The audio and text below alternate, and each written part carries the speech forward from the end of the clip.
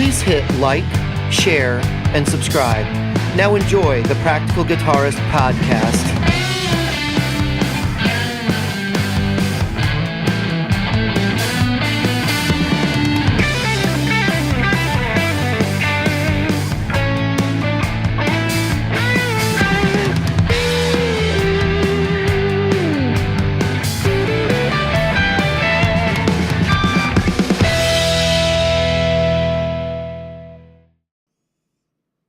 I got a new hat. You got a new hat. What's it look like?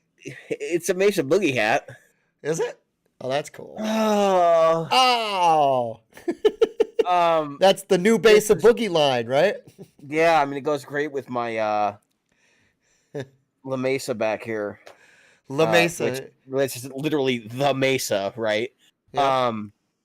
And I've been trying to climb to the top of this thing for a while. It's just not working out so hot. Yeah.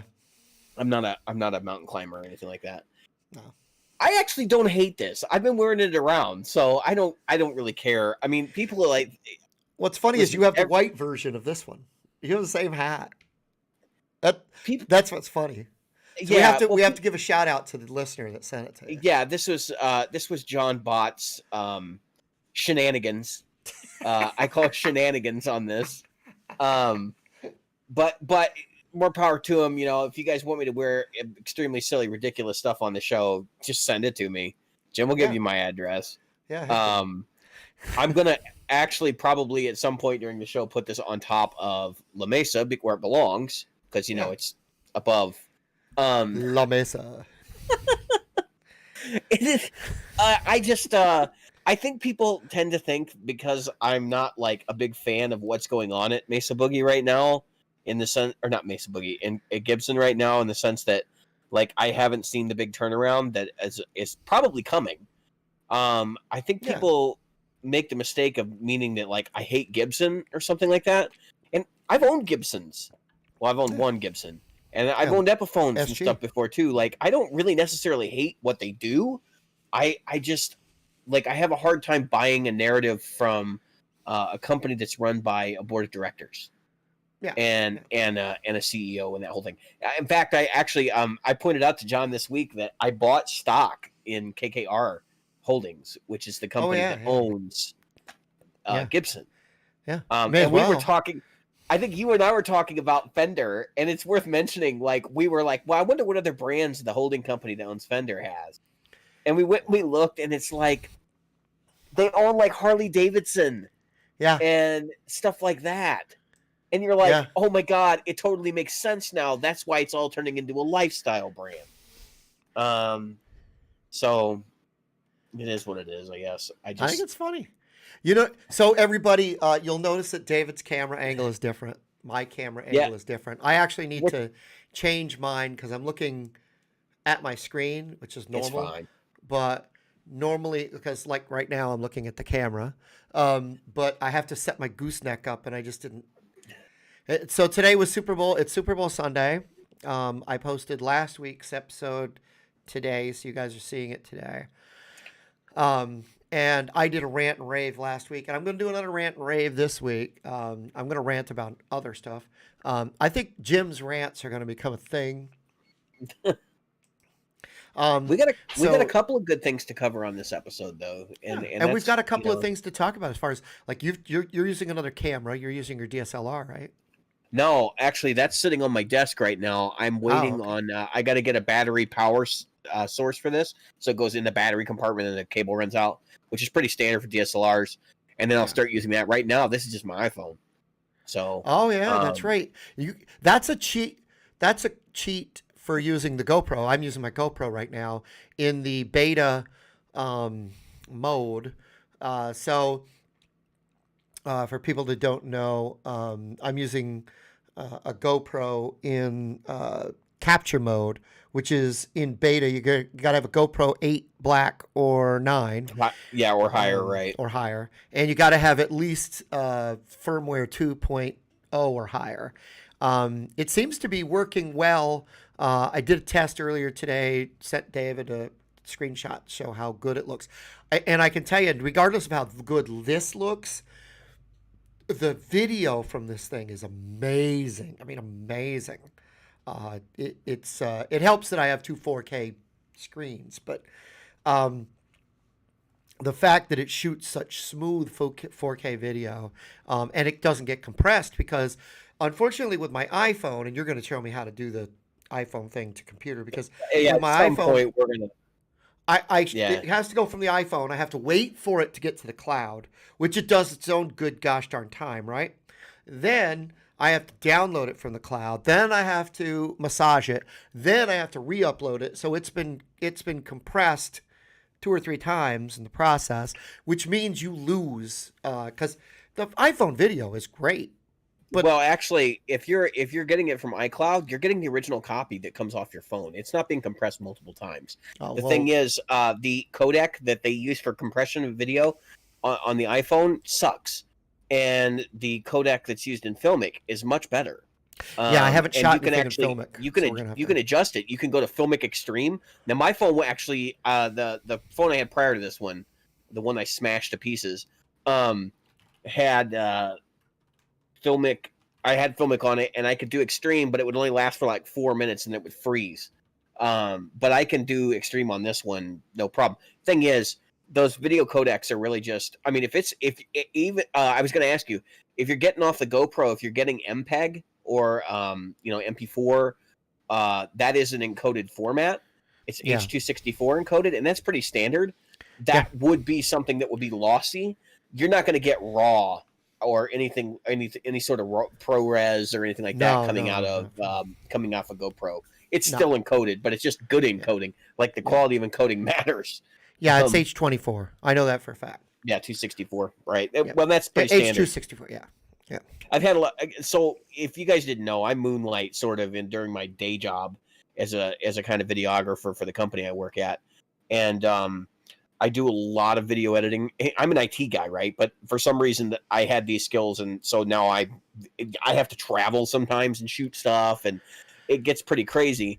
But I've learned a ton about stuff that I had no interest in, and understanding. So, like, I can totally appreciate when I watch Paul David's channel, like the videography in Paul David's channel is absurdly good. And I don't know who's doing his video for him, but it's just on another level. I know his girlfriend or whatever does some of it because she's done some of the outdoor shots for him, and he's mentioned it in the past. But what I love is he uses like a lot of his outdoor stuff. He'll throw that's going to be my next big purchase. He'll throw a drone out there and he'll do drone shots and the drone tracking and everything. Yeah, I got a buddy who's got a obviously- drone. Yeah, he's obviously into videography, which there's nothing wrong with that. That's pretty cool. I give him props. So I'll let you take this back over because I know you were the one that was starting this conversation. Well, yeah, for me, I'm trying to fight technology. Screw it.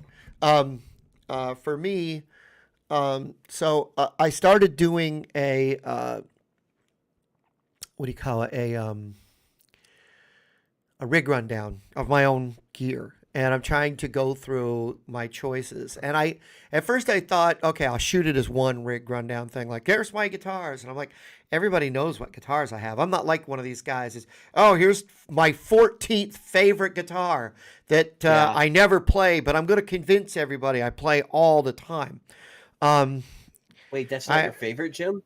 Yeah, I can't believe that this guitar, that there was a guy who did this. I can't believe it's not Butter.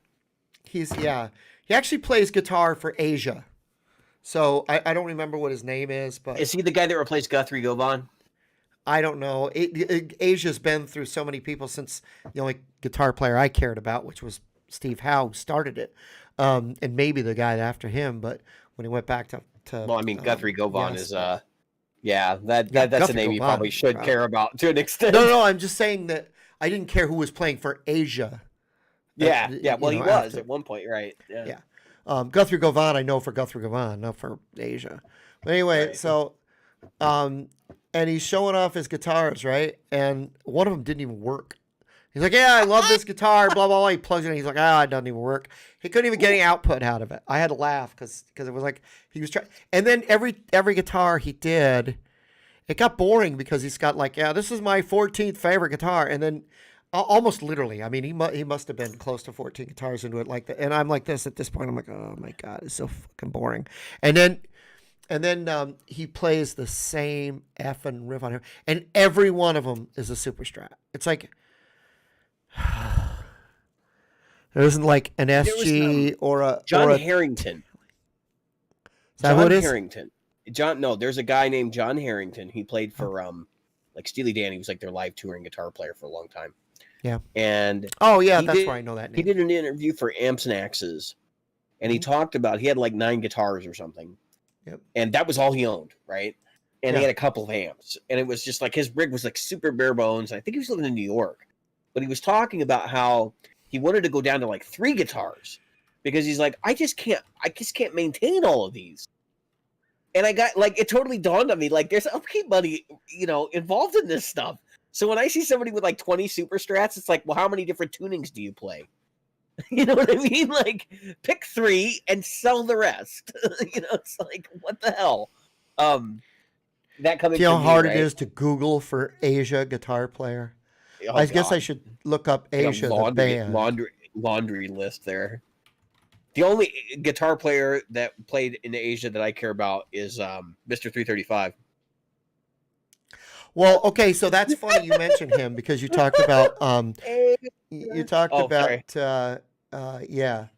I'm trying to look up who the current guitar player is, but anyway, not Chris Lee. Sam Colson. Okay. All right. Yeah. Okay. I mean, he's not a bad guitar player. I'm just saying that. No. But here's my 14th super strat. That either. No. To get an Asia gig, you got to be pretty damn good. So yeah, here's literally real. I mean, the guy. Yeah, you're not a crap guitar player if you're. I just thought that it was funny that they did that. Anyway, so yeah, there's a screenshot. I think I can show this in here, but so he's over there and he's playing this, and let me put this in there. Chrome. There we go. So here he is. Let me see if I can get this to be bigger in the thing. So he's talking about, how he does that stuff. Yeah, there it is. It's not even as big as it was. It's just the same exact size. But there you go. And there he is playing his super strat. You can't see it, but the watchers can see it. And if you look up Sam's Colson, on YouTube.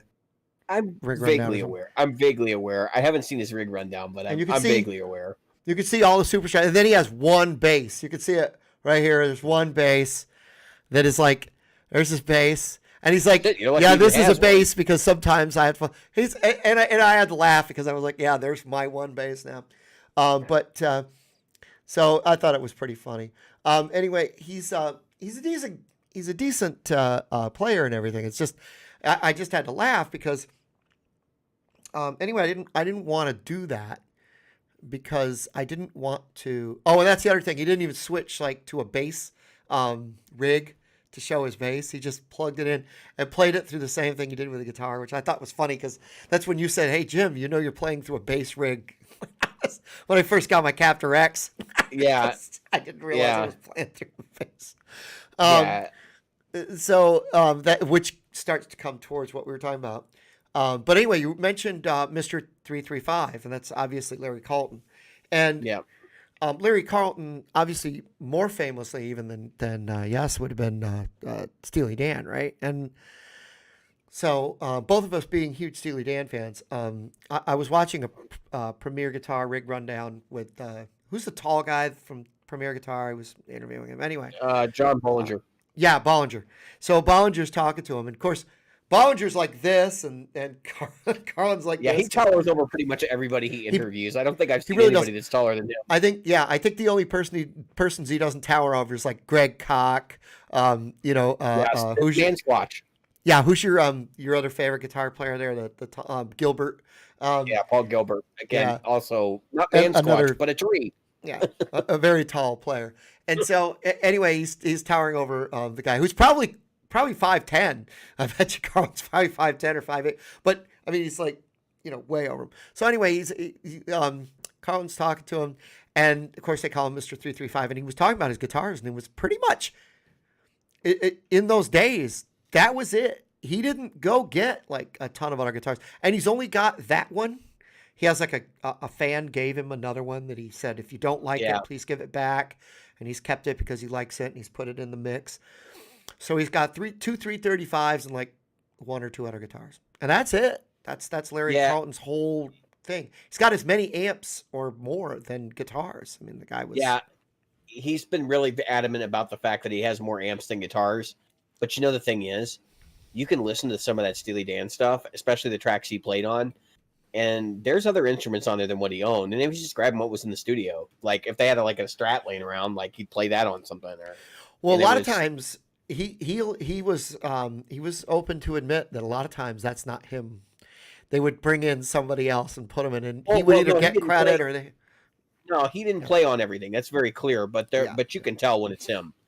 He has a very signature way of doing things. His choice of notes and the way he plays. Like Peg, I would not be shocked if that was on something else like a Telecaster or because the way that sound is done. But he's done a lot more work than that. The one that he's all over is Royal Jam.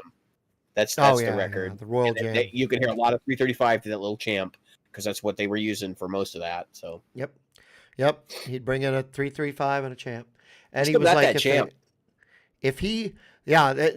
and what's funny is if he's one of those guys. If you want a 335 through a Champ, that's the guy.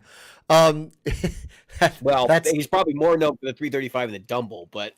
Yeah. Well, now, he fought the Dumble thing. He was talking about that. He was like, I don't know if I want to buy into that. And then he did. I can't remember how he said he got. He's Dumble anymore. He's using Bluto tones or something now. But like Dumble's in retirement basically.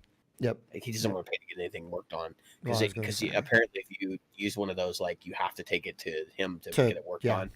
If you're faithful, and so Robin Ford is, That's why Robin Ford, will tour, Europe with Red Knob Twins sometimes because his Dumbles are in his shop and he's not getting them back for like 2 years. And that's the other side of it. That's the reason he went. He talked about that. How he first he didn't want to go to a Dumble because he was like, every time I got to get it done, and then he was promised that it would, and then it didn't work out that way because there's too many. So I'm not here to discuss Dumble. So. That's definitely not you and me. I'm not putting a mortgage into my house. Matter of fact, if I mortgaged my house, I'd almost be able to afford a Dumble.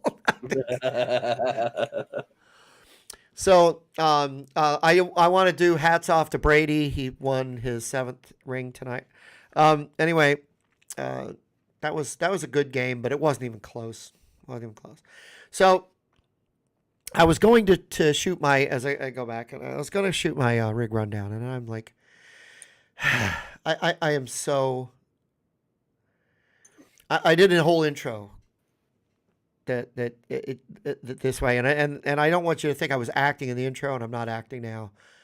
I was so over technology. First, I recorded. I tried to play like riffs through each guitar, and what I was doing was I had a backing track, and then I started playing riffs, and I created this drum track, and I created this thing, and then I recorded over everything because I forgot that this isn't tape and it doesn't pick off where you left off, and I recorded over everything, and I was like, oh shit, I've got to start all over. You can't do Control Z and get it back. Well, what happened was I Control Z'd and the program kind of froze, so I Control Z'd again and Control Z'd again. Then I didn't know how to get Control out. And then you didn't go to look for version history and go forward. Okay. You got to do it's the old don't forget to save before you move forward thing, but it's so. And then I shot video and I had just got the GoPro and I didn't realize it was shooting in time lapse, so it goes like this, Shit. Well, that was useful. It was like this. We've all had days like that, man. We have all had days like that. And then I shot, as you could see when we were first set up. I'll switch that mode real quick. I'll switch to the mode I was in. Let me go over here. I got to switch my screen for a second here, folks. Do that inside yeah, I the got to go app. inside the. Jim's about to crash the episode, so Yeah, let's see if it works. I was in wide, so let's see if it. Oh no, it's gonna. Is it gonna? Oh, there it is. So I was in fisheye lens. There you go, fisheye. Um, I'll go back to what I was there a second ago. So you can see I was in the fisheye lens, which looks pretty cool. yeah, you look like Tim Pierce when you're in a fisheye lens because I know he he shoots everything in the fisheye, and he's Unless always 'cause got he shoots that. everything with a GoPro. That's why. Does he really? I didn't know that. It's got to be. It's got to be. I can believe that. I could believe it. But and then I got some good shots with the 335. I was like, oh no, I gotta start all over. And I was like, all right, I'm just gonna. I got so mad. And then I tried to do, the Trogley thing where he takes the video and then talks over it. Good luck.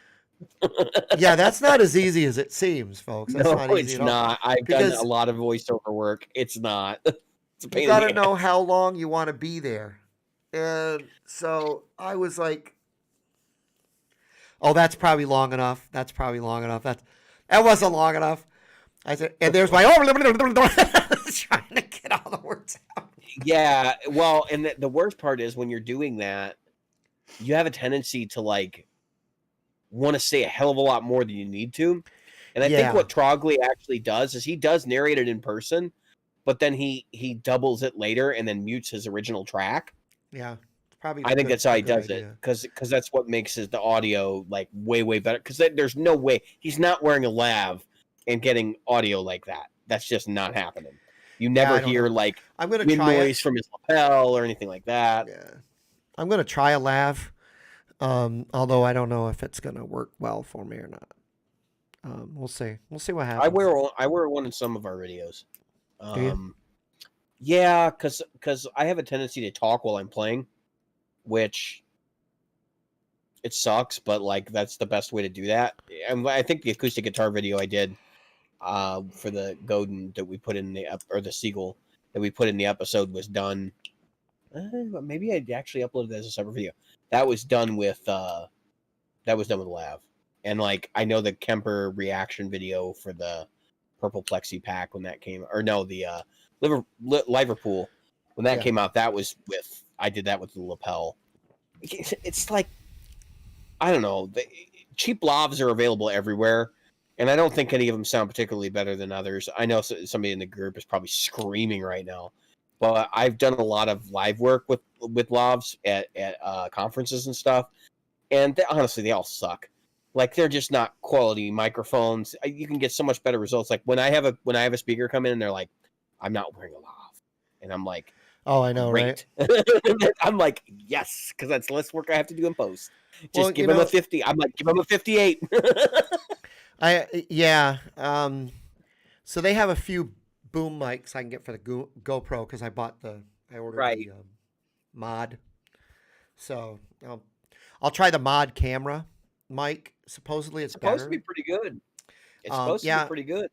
Yeah, and I'll try the what do you call it? They have a boom that you can put on there, so it comes with two cold shoes. Yeah,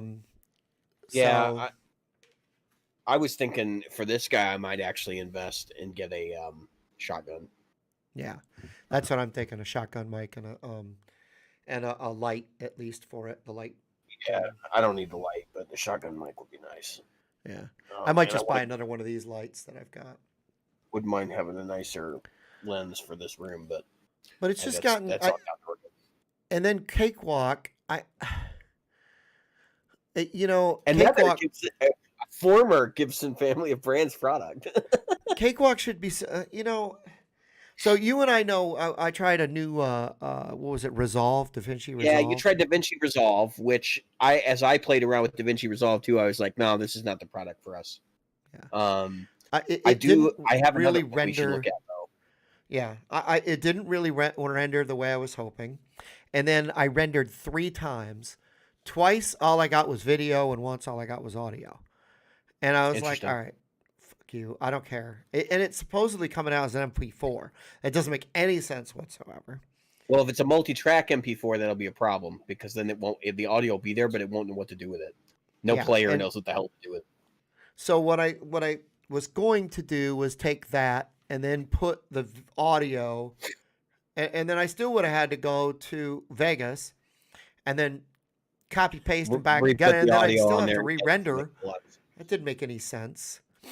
Well, all of this So stuff. So all of this media design stuff, Jim. We were talking about this earlier. I'm gonna get us up to speed on what Jim and I's topic here really is. Is like, yeah, why is this stuff more user friendly, right? yeah, And there are user friendly options, but they're always less powerful. They don't do the things. So like, I'm using an open source video editor to do some light work. I forget what the name of the editor is, but I started playing with it actually on my daughter's computer because she's way into video stuff. In fact, I bought her an action camera for Christmas, and she's got the digital display tablet that she can draw on, all that stuff. And she was Yep. showing me today she's making all these animations. She takes a video game and she makes the character in the video game, and then she goes and she animates the crap out of it which is and awesome. does all the overdubbing voices, and then grabs like YouTube celebrities and takes their voices and puts them on there. I mean, it's completely wild. Now my kid's 10 years old. Yeah. And this is like the second year that they've been interested in this. So just keep that in mind. Like, and for her, she's like, I want Premiere. Like she's like, I want the most complicated piece because she'll learn it, and she'll be like a sponge for it. Now, here's the deal. So I'm playing with her application. Like I can't do color grading. Not in the same way that I can with a product like Premiere or Final Cut. I can't do, and it's just the really advanced stuff, like preparing it for PAL distribution because they use a different color palette. Yep. And those kinds of things are just like out of the scope of something that you or I would want to be dealing with for the podcast. And Yeah. so this is, by the way, this is like a whole different avenue that we probably have never talked about on the show, and that's video editing. But Yeah. for the modern musician, knowing some of this stuff is going to help you navigate when you run into these problems, because you are going to have situations where you're trying to publish a video for a press kit or passing video along to someone and needing to know like what the formats that are basically industry standard are. So when we're talking about MP4 to H.264, H.264 is the encoder and decoder, and MP4 is the container. Right. And so like those two things are basically industry standard. You'll run across like MOV, that's the Apple format, and they have H.264 as well in MOV files. But they're really two, basically synonymous formats with a different container, for lack of a better word. And so when we talk about applications, DaVinci Resolve, for example, DaVinci Resolve is trying to be a Premiere, and it's every bit as complex. You're going to pay to get the feature set that you're going to get out of Premiere or that you're going to get out of Final Cut.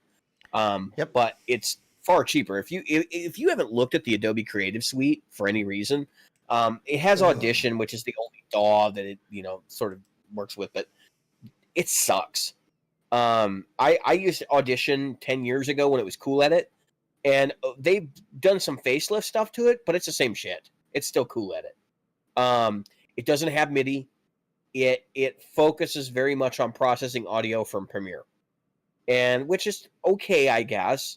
But I like I was telling my wife, why isn't this shit included in Premiere?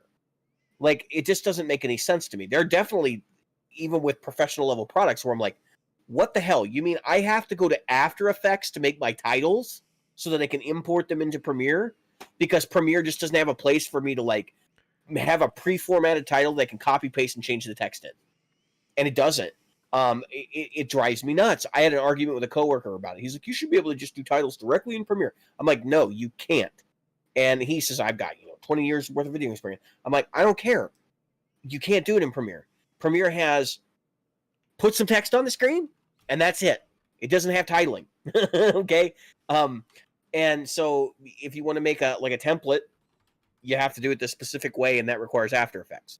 So when you go to buy a license of Premiere, you don't buy it anymore, you rent it. And you rent Yep. it, it's $55 a month.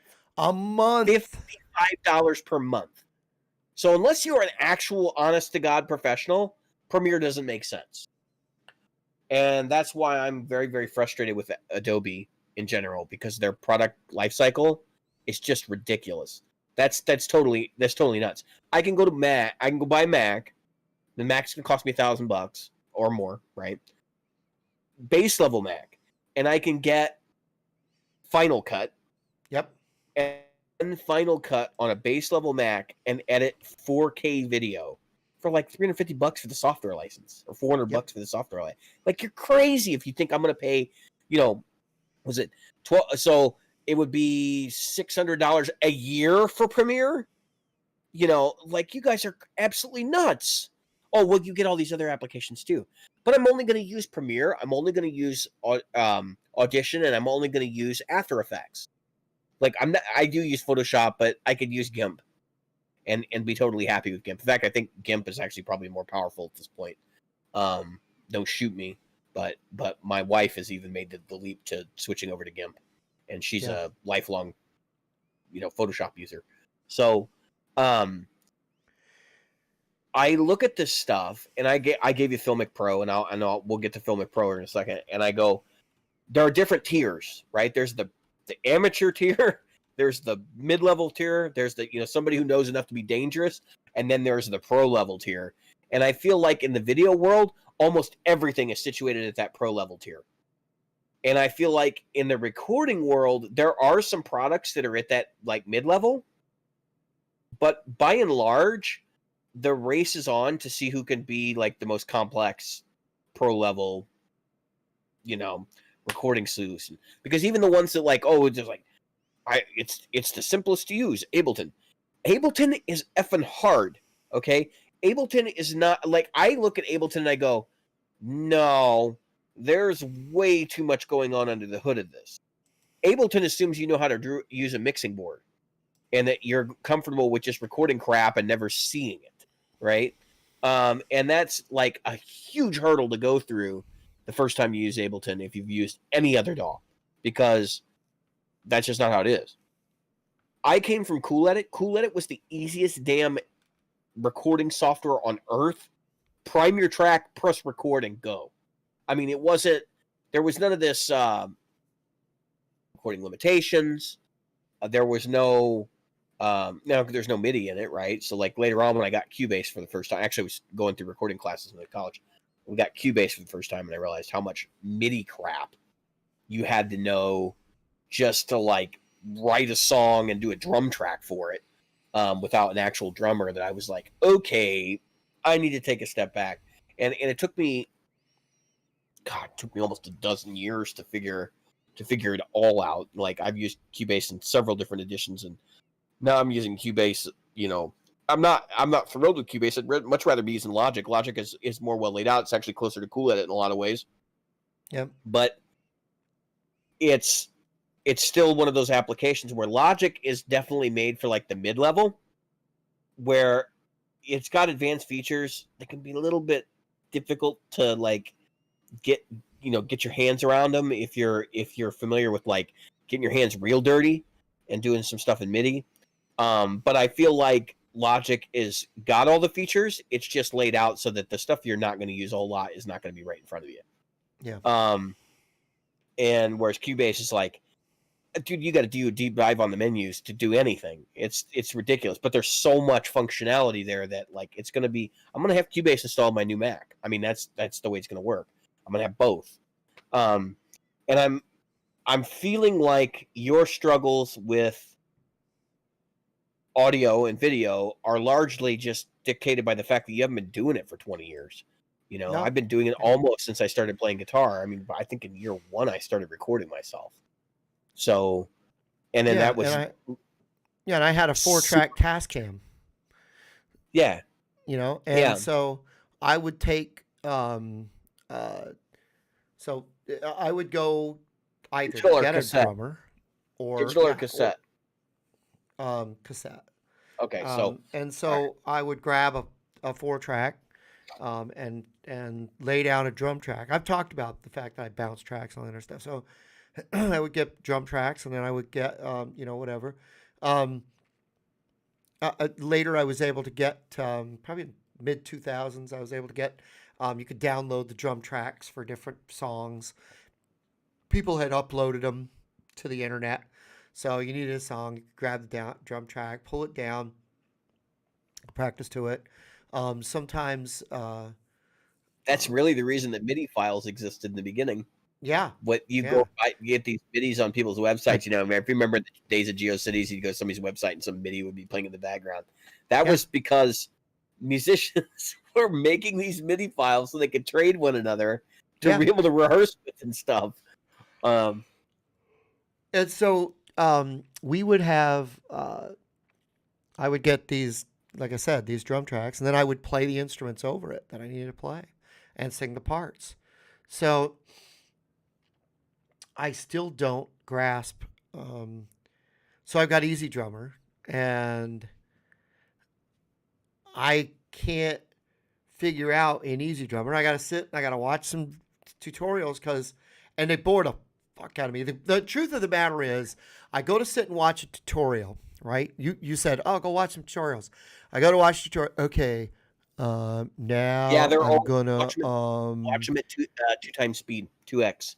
I'm gonna drag some uh snare and I'm sitting there going, just fucking see what you're gonna do. Just fucking do it. Do you know how to edit? Do you know how to edit video, you moron? That's And me when I have to watch programming oh yeah, YouTube videos. I'm like, are you freaking serious? Just type it in already. Like, I know. Okay, we're gonna go to bash. So we're gonna yeah, do pound bang. Okay, pound key. Bang is the exclamation key. Slash yeah, yeah, bin. Bin stands for binary. Shut up and just type in bash. Damn it. yeah. Or get Oh clone yeah, get repo. clone. Okay, just Yep. well, clone means we're gonna. No, I don't need an explanation. I already know what I came for. I just want that one thing. It's in the title of your fucking video. Yeah, that it's Just like, tell me the how is this one video? thing. Or you get the one thing that you know is like going to be like a 10-second or 15-second like And it's a look at something, 25-minute and it's video. 25 minutes, and you're like, what the hell? What did I just watch? What did I do? Yeah, like so I did tutorials for the show. They haven't been made live yet. I'm still editing them. I've got 4 hours worth of programming a drum track from scratch, how to mix it, Yep. and like other various tips on what to like mastering it and all that stuff, and basically going to upload that to our show's library for everybody, because I think it's a skill, but it's also a tool, and I think everybody should know how to do it. But it's just you got to wrap your head around it the first couple times. I mean, I did literally like an hour on compression, I don't think like it's easy. how compression, what it does, because it's the most misunderstood thing on earth. Oh yeah. And I really feel like that I'm passionate about it. But you know what? The fact that I have to do a 3-hour deep dive or 4-hour deep dive or whatever it ended up being on that was literally me explaining each step of the process and doing it like, here, we're actually going to make this drum track, and I literally like, so I'm going to try to expedite it. But Yeah. basically, like, I actually drag and drop all the beats, and then I route it to my, to Easy Drummer so we can get sound. And then, Well, yeah. yeah. But that whole process, the reason why it's so long in that case is because that's a complicated topic. But Well, not everything's complicated, right? no, but okay. So I will admit that trying to program a drum track should be relatively. It should be relatively complicated. You're not a drummer, right? Like, number one, It's so you have to think like a drummer, which is like step one. And then step two is like, how do I use the grid? Like, I right. don't think about music in terms of a grid. And And that's a yeah. totally different paradigm. And of course, there's where you're using Easy Drummer in the Easy Drummer app, or you're using Easy Drummer within the Yeah, DAW, and it's I didn't get into a whole lot of MIDI that, mapping and but all that other stuff. But yeah, and so here's what I'm getting at though. Um, that's still easier than spending 10,000 hours learning to play the drums and getting sure, good at it and throwing 100%, them out. So 100%. that's fine. The problem I have is when you give me a program, not you personally, when they give me a program to create audio, I want to play guitar over track. It's that simple. And I don't want to overcomplicate it. So I want to play guitar over a track. And I it's wish like I wish there was an application that was that simple, there's and not. there isn't one, and there There's isn't not. one. And I sit and I struggle. No wonder I was never good in the studio because I just, all right, hold on, we got to reposition the mic, or hold on, we got to reposition, and I'm like that. I'm sitting and I'm waiting, because I've done voiceovers and I've done background vocals and stuff like that for people before, and it's okay. We're gonna go in. Okay, Jim, we're gonna get a mic check. We're gonna play you a piece here. Go ahead and sing to this. Give me your notes, and because they want to get, you can't just go check 1 2 3. That's another thing about sound checks. If anybody thinks check 1 2 3 is how you do a sound check, you're an idiot. That's how Yeah, you get. That's how you know the mic is live. That that's is basically not. what that's for, right? That is not how you get your levels. You ever notice when a band's first song sounds like crap, and then it Yeah. slowly, and like by the time they get to the third song, everything's dialed in. It sounds great. Yeah, that's because they're mixing them live. Yeah. And if you've ever sat behind the sound booth at a live venue, you watch them just twiddling shit for the first 2 songs, and then after Yeah. that, it's like press a button. Yep. Press a button. It's like And a lot of the professionals, they have these boards that actually have presets that they can right. literally Well, that's push what them. they do is Yeah. they'll save the preset, and then like they might even do some automation. Yep. When they're bumping up a solo, they might have a solo button that they've programmed somewhere where, Yep. like, guitar players take a solo, press a button, and There- honestly, like they make it that simple. The first 2 songs, they work really hard, and then the rest of the gig, they're just Yeah, okay. and a lot of times, like a professional, right. say somebody like Shania Twain comes, if she's played there before and they've got a MIDI, that there's a MIDI going, and that timer knows exactly when that's supposed to happen. And Yeah, unless they got to touch a fader, they don't touch a fader. right. They're right. busy. They're busy ordering a beer. So no, they're watching their stuff. I'm not saying the sound Yeah, engineers don't work. well, I've seen them miscues because Yeah, they're not paying attention to what's going on, and like something happens on stage, and then like they spill their beer because they're like, "Holy crap! yeah. Hit the mute button. Whoops. We got feedback." That light's like, supposed to be on. yeah, The light guys over there. "Ah." yeah. He's like, "Holy shit!" you know. So yeah, everybody's laughing at him. Yeah. So yeah, the people have lost their jobs for dumb shit they've done. So I know, Yes. I know.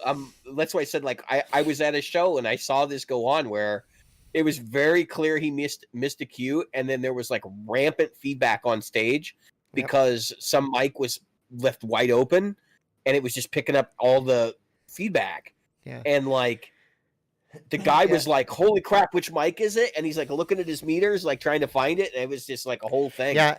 And he And was once the he was feedback- flustered. Yeah, once the feedback fires up, it's hard to figure out which mic it is because Yeah, they're all because it doing it starts at that feeding them. point. Yeah, they all start coming up, and he's like, And let he me was tell you just something. doing stuff with mute, you know. If you're up there wearing those in ears, the last thing you want is that feedback. Yeah, you'll see them pull them out. Like that's the first thing that they do because it just irritates you really bad. Like, It hurts. Yeah, it hurts. but anyway, so Filmic. So Filmic Yeah. Pro is an application for iPhone. I'm going to try to get through this as quickly as I possibly can, just talking to you about it, and why I think there's a challenge here that is a challenge you probably should learn to meet, but like is something that, and this is absolutely true for listeners. Filmic is an application that's available for both iPhone and it's available for Android, and it basically takes the full power of your camera and allows you to use it in like a cinematic way. So when you have Filmic Pro activated, you can shoot movies with this thing, and people have shot movies with Yeah, Filmic see Pro. the- In fact, there's a couple of actual films that have been done with this. But anyway, so like you can set your frames per second. You can set what codec you want to use for encoding. You can, when you save it, you can set, so like when you plug it, if you save it inside the app, plug in your iPhone to iTunes, and then you can just literally just file share the files out. It's super easy. It's way better than having to upload that crap to the cloud and go through that shenanigans. But here's the rub, right? So the first time somebody fires up Filmic Pro, they go, there's a circle and a square, and like, what the hell do these do? One is for focus, right? And the other one is basically your aperture, which it basically controls the exposure. Okay, so when you take your camera and you point it at the sun, if you've ever done that, it completely washes out the image. Why? Because it's oversaturated with light, and the sensor doesn't know how to handle it. So naturally, what your phone will try to do is it will say, autocorrect, shut the brightness down. In Filmic, you can control that. So, for example, like if I'm shooting an image, like let's say I'm shooting here. So I have, you can't see it, but there's a big light. You can see it on my arm when I move it over here, right here. And if I'm shooting something and I have that light beaming me, you'll see, and actually in some of our old episodes, you have the light in front of you and it's like shining on your head, and it's overexposed because the light is so bright that your webcam can't pick up the difference between dark and light. So what ends up happening is you really actually want that to happen in certain circumstances. So that's why I'm like, you don't really want it to automatically compensate for everything. You want to get the best possible shot based on what you think it is. So the camera will make certain determinations, but it doesn't necessarily know what you want. So that's what Filmic Pro exists for. And you'll find that there's things in there like histograms and the zebra meter, which is what I call it. But the zebra meter will show you what's overexposed in a shot. And like, so you can make a very clear, concise decision about what you want exposed or underexposed, so that you get just the narrow bandwidth of what you're looking at. Because so when we talk about audio, we talk about things clipping, going beyond the dynamic range. That's the exact same thing for video. And you really have to be sort of aware of those things if you're going to shoot pro quality video. Now, if you're shooting a podcast or something and you really don't care about the quality level, that's a whole other conversation. But the point is, these apps exist for professionals to be able to get jobs done they couldn't normally do. So, case in point, I know that parts of the Avengers, the first Avengers movies, were shot on an iPhone. And they shot it that way because that camera was way smaller than, like, say, a Red camera, which it was what they were probably shooting that movie with.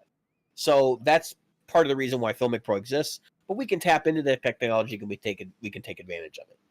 So that's basically why I've been recommending that for people who are getting into this stuff, because if you really want to be the Paul Davids of your market, you need to understand the tool set that's provided to you. Now, there's a learning curve. So I suggested today that you watch tutorials. Like, I don't want to watch tutorials. Actually, the tutorials from Filmic are not horrendous, and they do a good job of explaining the basics of filmmaking. I'm talking about not shot for shot kind of stuff. I'm talking about how to properly expose an image, or how to set your white balance. Because a lot of people don't realize when you set white balance, I have an index card here, and this is a really bad way to do it. But you can use this, hold it up in front of your camera, hit set white balance, and it will scan this and try to set your image where that's white. So right now, my lights are daylight. They're set basically to like a blue hue. I'm not super blue. The only blue you're actually getting is coming off my monitors. So I have two giant monitors sitting here, which is part of that issue. But and I'm very, very white. Unfortunately, I'm as white as the hat. But that's just part of the way this all works. So I don't know. I mean, if you're getting into like shooting your band at like concerts just to review the footage later, do you need to know this stuff? Probably not. Are you getting into this like to do YouTube content? It probably behooves you to try to make at least the best effort to make the most of what you have. Not advocating anybody run out and buy expensive video gear like DSLR cameras and all that kind of stuff. I actually have, my wife and I both have DSLRs. She does streaming.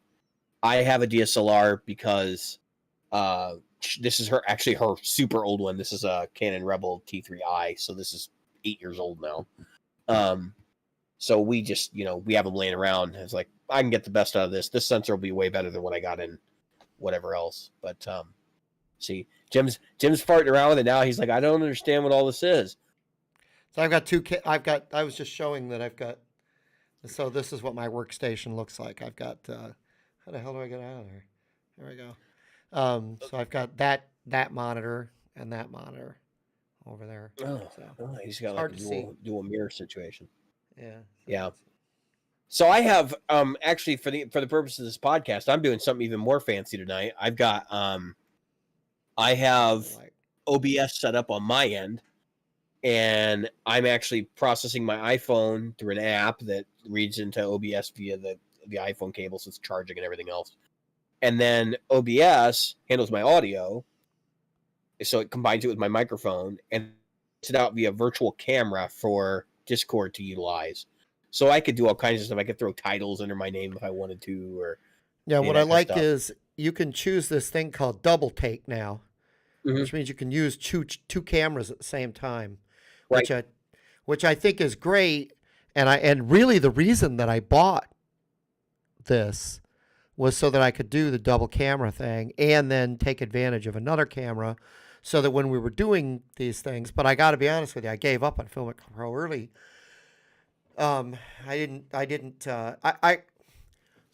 I used to be Mr. Technology. I craved and desired to learn new technologies.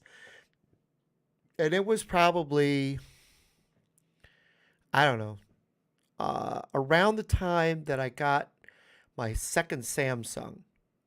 So I went from a Samsung to this iPhone 11 Pro Max, just to give you an idea of when I went to my Samsung. And I mean, yeah. So my Samsung was the 8. I want to say it was 8. The highest end 8 you could buy. And here's the kicker. So this is what drove me right out of Android.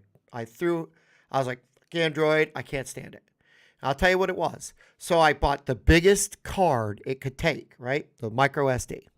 Biggest micro SD I could buy for it that it said it would handle. I think at that time it was 128 gig. It was either 128 or 256. Stuck that card in there, fired it up. 2 weeks later, you're out of memory. What? Out of space? Really? Because Samsung, unlike Apple, doesn't treat all of its memory as one great big piece. In Android, you got to tell it what is the stick and what is in the phone.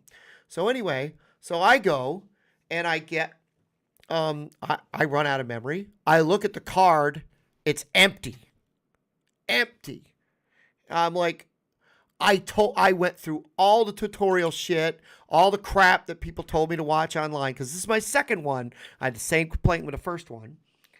And I said, what the hell is going on?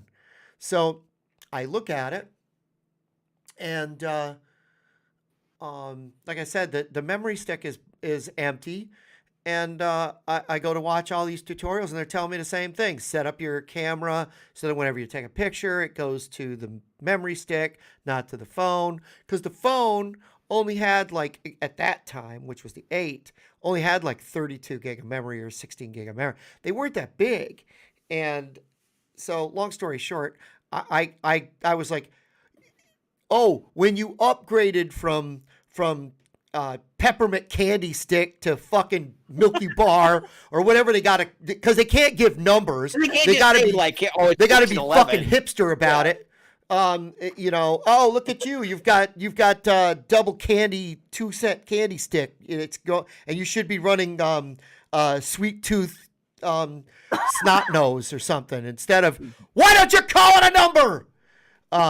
So I'm like, any other software's got a fucking number on it. My wife works with a software where they name them after city names, so they just upgraded to Paris. I'm like, are you kidding me? How do you know? And 4 years from now, you don't know if Paris is better than London, is better than frickin' Stockholm. Yeah, all I know is it's giving me Stockholm syndrome. Well, the dumb part about it is, like, okay, so you only have 27 versions? Yeah. And what are you gonna do when you run out of freaking cities that? All right. So anyway, yeah, I was like, what the hell? So I and when Windows did the god dang, we're going from naming them after the year they come out to naming them after a number, and we're just gonna randomly pull a number out of our ass. What is it? Oh, 7. It's 7. Okay, 7 is the number, and then we're gonna go to 8. It wasn't Windows version 7. For those of you who didn't know, it actually wasn't 7. No, It was not like even close. the seventh home release or something like that. Yeah. But there had been at least 2 other versions that were just completely left out of that. Oh yeah. And then they skipped 9 because 8 was such a debacle that they had to distance themselves. So there's a lot of reasons that they said 9 didn't exist. One was, I guess in Japan the number 9 is bad luck or something, and it was because they needed to distance themselves from 8. It was pretty clear. Every other release of Windows has been shit. Windows 95 was decent. Windows 98 was garbage. Windows 95 was garbage. 98. 2000 was Millennium was garbage. Millennium was garbage. 2000 was the fix, and 2000 was the first time that they built NT into the platform, which NT was already its own other product, and that's why I'm saying, like, there's all these versions, and if you add them up, it's not 7. No, it's not. It's like 12. And actually, like 9 or so 10. you could make an argument, Jim, that it was a return to form because up until Windows 3, there were no version, or they were all version numbered. Right. Yeah. And then they deviated from that by making it the year it came out, which didn't work in the enterprise space. But anyway, that was my point. So then somebody said you didn't have the right version. When you downloaded the update, you had to reset telling it to use the card. I'm like, why would I have to do that? Why would it not remember? What is wrong with this fucking program? So the operating system was crap. I still think that Samsung operating system is shit, but at least it's getting better. Okay, the Android, and that's the other problem with, you have Samsung. What? Yeah, you have Samsung because they all have to rebrand and manipulate the OS before they give it to you. They can't just leave it alone. They can't leave it alone. The only person that gives you own stock Android is Google. Which is hilarious to me. And so I was like, all right, whatever. I'm going to go back to Apple. I don't want to deal with this anymore. Jim, could you imagine if HP and Dell and all these other companies had their own fork of the Windows OS? I mean, I you know what I'm saying, though? It's the same thing. Yeah. I mean, some of them, they do and they don't. Like the environment you live in when you buy a Dell versus when you buy an HP can be slightly different. But that's because, that's only slightly different in that they have proprietary software that they bundle with it called crapware that you have. Which the first thing you should uninstall.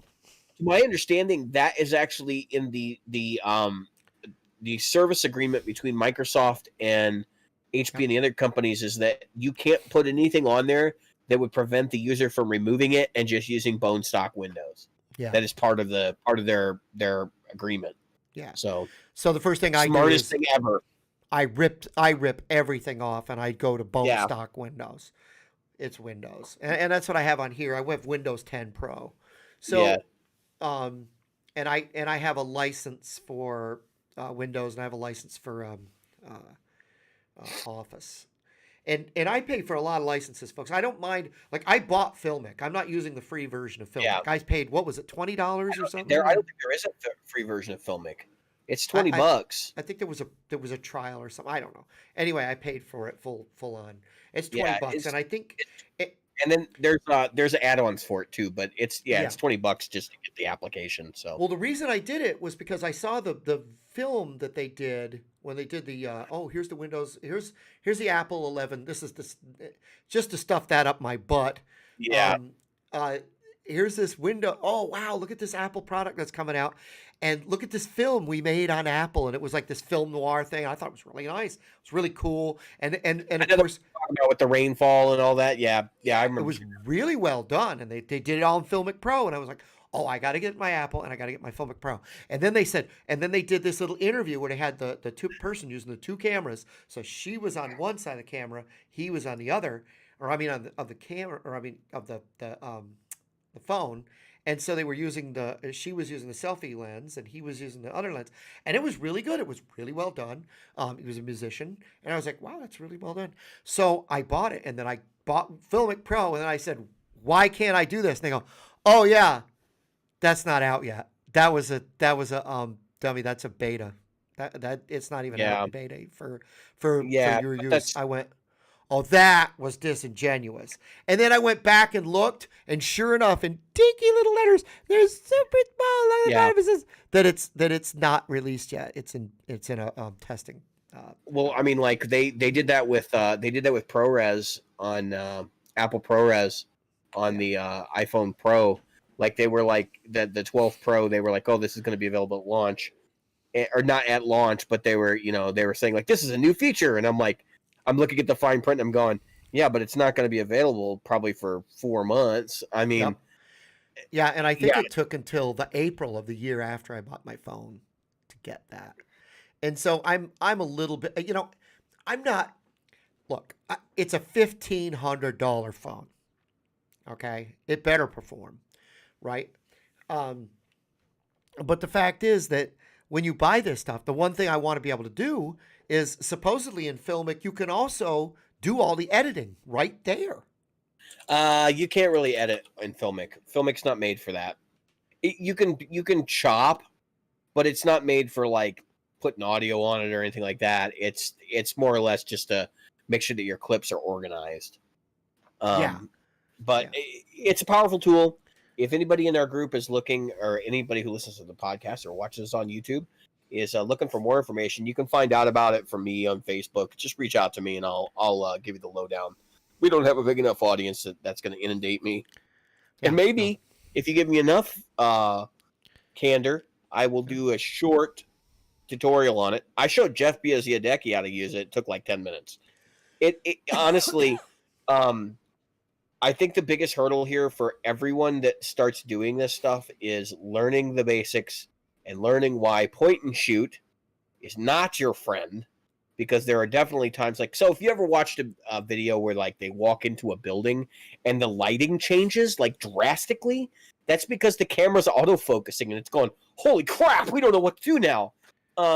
And that's not desirable. You actually don't want your camera to do that. When you see that in a documentary, it's because like that was the only way they could get that shot. That was the only way they were gonna pull that off. It was a moment in time, and they had to do it that way. right. But I mean, you watch these things where somebody shows up at the door, like Mark Agnesi shows up at say whoever yeah, whoever's door, yeah, and Bonamas's door, they and walk they in through walk the front in door. and it looks good. That's because they They stopped set that filming shot up. Yeah, when they set the somebody shot up. standing there with a big thing reflecting light, and like That's right. there's a lot of stuff going on just outside the frame that you're not seeing.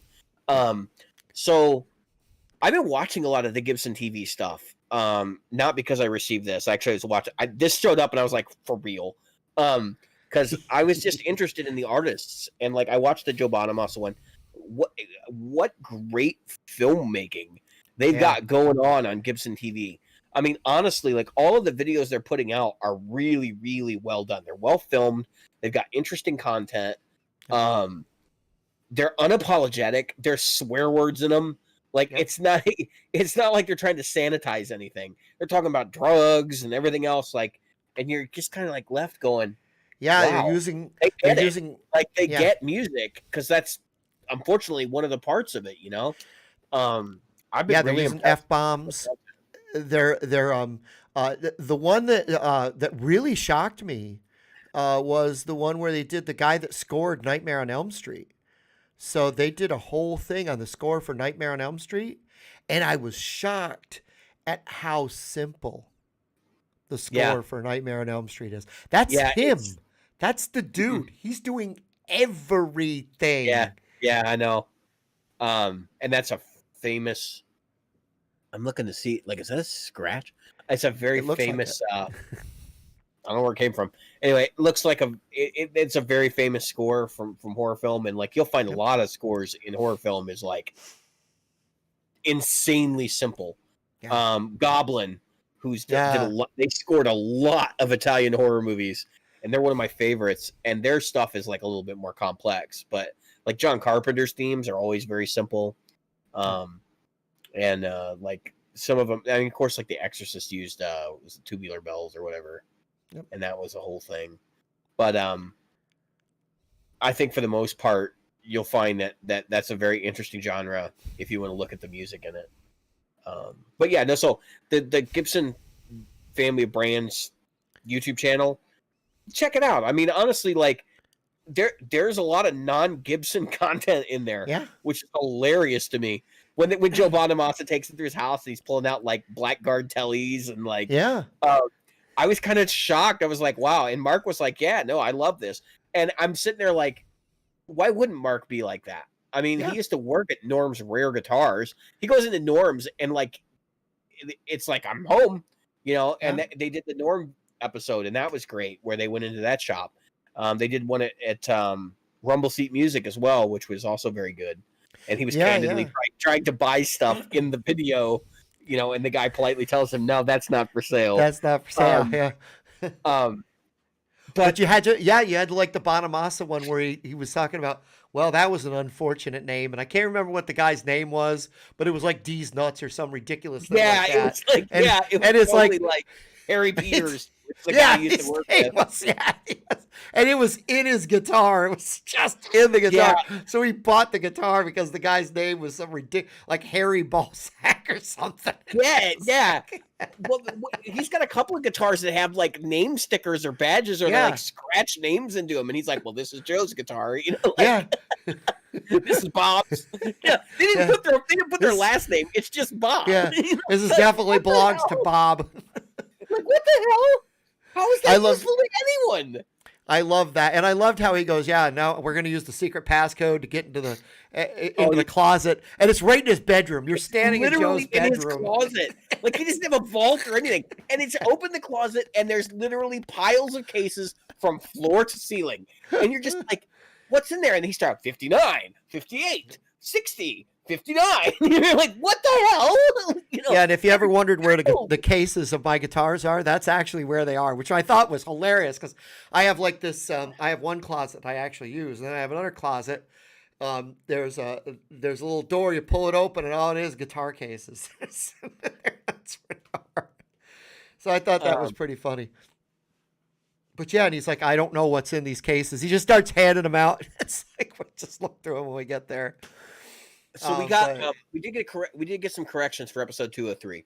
Oh yeah. So it's worth. I'm going to go ahead and give those out, and then I'm going to switch gears. I have a technology thing I want to talk about. Yeah. And it'll probably take up the remainder of the episode.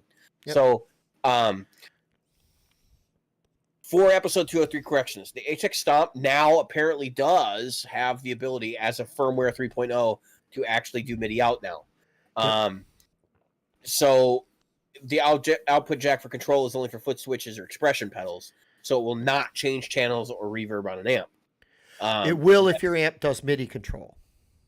Right, but if you use the standard 1/4 inch for control, and actually, I will tell you right now, it does not do a great job when you do have the full size if you're using these guys, because they have some kind of funky.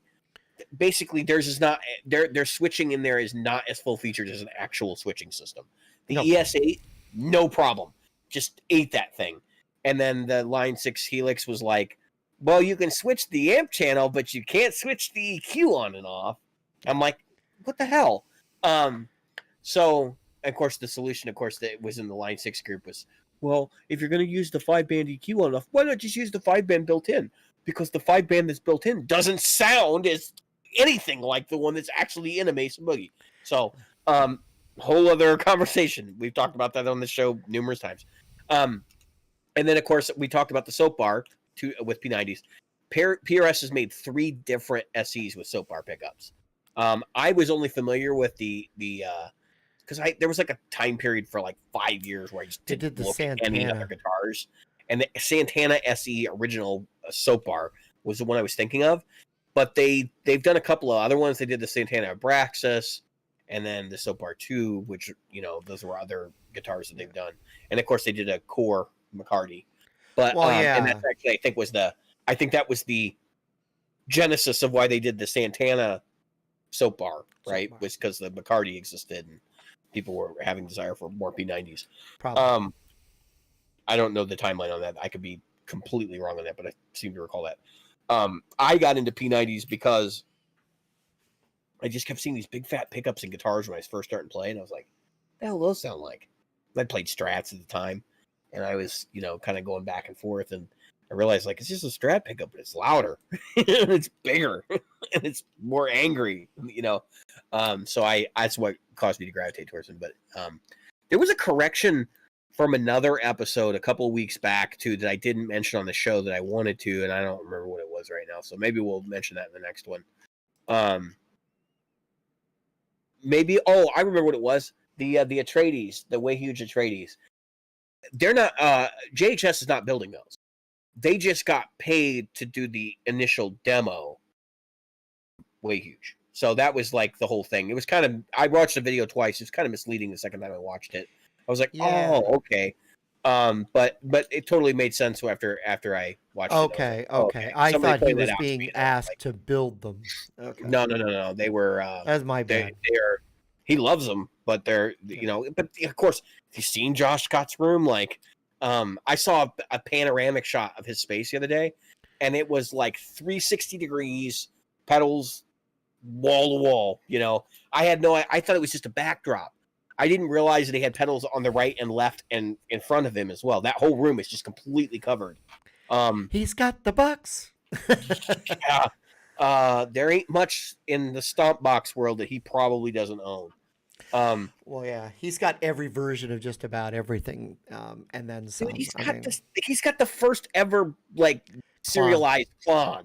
Yeah. I mean, that's nuts. Also, Derek Durant's posted this great meme. It was from Wampler, and he said, "I just don't see the difference between all these overdrive and distortion pedals. They all sound amazing." And then it's like an iPhone that's like 3 feet long, filled with text. And it says Wampler. Yeah, it's perfect. And I commented, and I was being a jackass, and I said, "I don't get the joke." It, yeah, because I was like, I'm angry about this. Like, why would somebody say something like this? But, no, it was funny. I was laughing. I had to laugh because that's it's so funny. I don't get into it like that. I just don't care. If somebody like I'll see, how we talked about. So I'll be specific.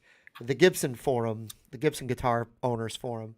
I'll be in there, and people will go, I don't know if I should get a classic or a standard. Which one would you get? I don't know whether to get a standard or a 50s or 60s. Which one would you get? I don't know whether to get. I'm like, oh my God, just fucking buy a guitar. For God's sake, just get one. And then they ask ridiculous. And so I asked the question, something like, I don't know whether to have soup with oyster crackers, or should I have and people literally answered the question like they thought I was serious. I mean, it was like, well, no, oyster crackers aren't as good. You should use saltines and do this. I'm like, I don't know whether this person knows I'm joking or if did I make some comment about I think I'm gonna have chili for lunch. Like, I was just like completely out of left field. Like, okay, I'll play the game. I'll play this. Yeah, well, you knew I was joking, and I knew. Yeah, absolutely. I knew you were being completely fun. You're like, we have to be like every other group now. Let's do this. And I'm like, I just started cracking up because I'm like, I know where this is going. Pineapple on pizza, baby. It's like, oh yeah, there it goes. Worst thing ever, by the way. Why do people get so mad when they don't get agreed with? When it's something I don't know, and it's always over something so stupid. But that's the whole reason those questions exist, is to inflame the situation. So I do that. I inflame it on purpose. Absolutely. You saw that troll post I made last week. Which one was it that I sent you? It was bad. I have it in there somewhere. Oh, they were comparing their katana with their Super Champ XD. Oh yeah.